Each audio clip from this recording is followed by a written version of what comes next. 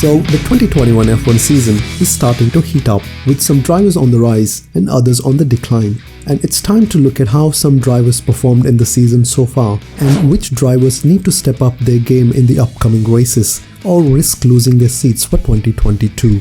And do subscribe to the F1 YouTube community channel for more interesting content. Yuki Tsunoda is in his maiden Formula 1 season and still in the process of familiarizing himself with the AlphaTauri. As a result, he has made some costly mistakes. Tsunoda got a lot of praise when he made his debut in Bahrain. But the following races have been disappointing, with a string of mistakes leading to poor performances. On the other hand, more experienced teammate Pierre Gasly has impressed and scored the bulk of the points for the team. And the smart people at Red Bull had this to say about Tsunoda's crash at Monaco. He should really learn to show some discipline.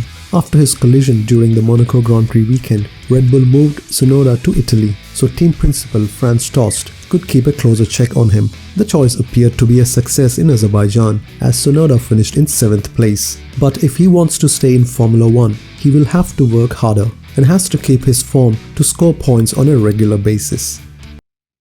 You always say late. Literally, I'm in the entry, you know. Yuki, calm down. Okay, we'll improve for the next. Yuki, we need to push harder on tires. They are looking good now. We need to open the gap to Vettel. You can push harder. Push flat out. Shut up! Another area where Tsunoda has to improve is his aggressive responses to team interactions on the radio. These instances keep happening, and it's getting to a point where it's considered rude or disrespectful. I am sure Yuki is aware of this and will address it as soon as possible.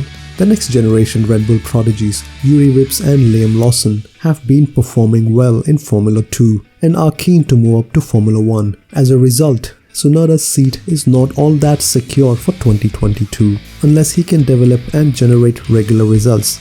We have seen how competitive Red Bull seats are and how quickly the decisions are made to change drivers. With Honda out of the Red Bull partnership, it's uncertain how much assistance Yuki will receive from Honda. Tsunoda's seat is definitely at risk. He brought in money in the form of sponsors when he joined Williams, but his on-track performances have failed to impress. In comparison to his teammate George Russell, Nicholas Latifi has underperformed and hasn't put in any standout performances. Throughout their time as teammates, Latifi never seemed capable of defeating Russell. Some of Latifi's mistakes can be attributed to his lack of experience, as well as the fact that he entered the sport during one of the most difficult years in Formula 1 history. But it isn't only spinning or on-track crashes that were bothering him. He's also short of pure speed. Latifi's hiring in 2020 sparked a lot of debate, with some fans branding him as just another paid driver. So far in his Formula 1 career, he has been unable to get rid of this tag. There are no assurances for Latifi now due to the fact that the Williams family who signed him is no longer in control of the team, while the team's management has been substantially overhauled. With new regulations set to take effect in 2022, a strong season for Latifi can lead to a place on the grid. If not, Latifi's Formula 1 career may come to an end this year.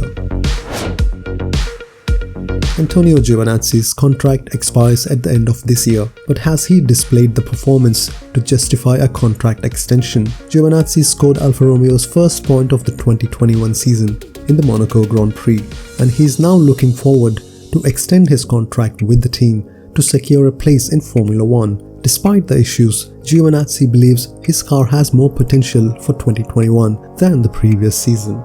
With his Formula 1 future uncertain beyond the end of the season, Giovinazzi aims to build his consistency throughout the year by defeating his world champion teammate Kimi Raikkonen, which could help him secure a spot on the grid in 2022 and beyond. Valtteri Bottas has had a difficult start to the season, sitting 6th in the Drivers' Championship after 6 races, while teammate Hamilton has constantly outperformed him. In most races, Hamilton was at the front of the field during qualifying and on race day.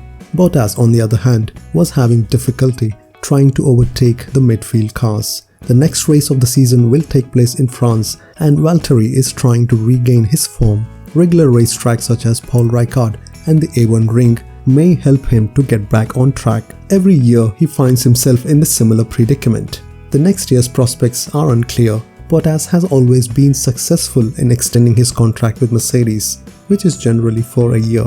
This time it appears that the stakes are considerably higher, given George Russell's eagerness to secure his seat with Mercedes, unless Mercedes wishes to keep the present lineup in order to avoid any intense rivalry between Hamilton and Russell. If Mercedes is planning the team's long-term future, they might go with George Russell instead of Valtteri Bottas for 2022, and Valtteri's Mercedes tenure may be up by the end of this season. So there you go, that's my take on the drivers who are at risk of losing their seats. Thanks Jordan for having me, and I will see you guys next time.